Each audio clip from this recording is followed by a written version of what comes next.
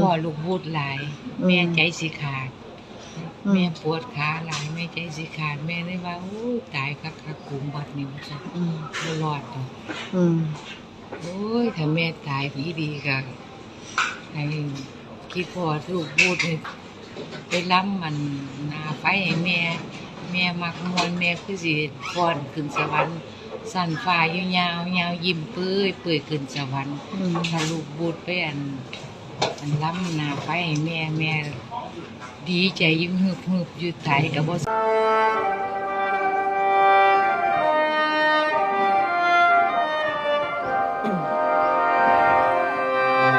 ในโล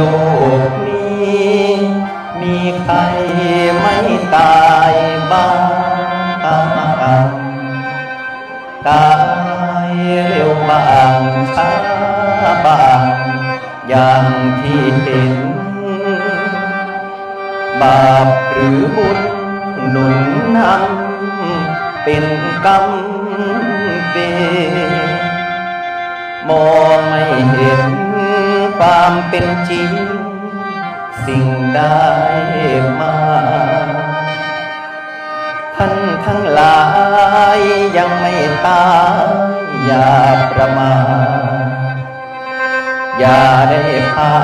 ดความจริงสิ่งควรหาจงให้ทานรักษาสิ่งภา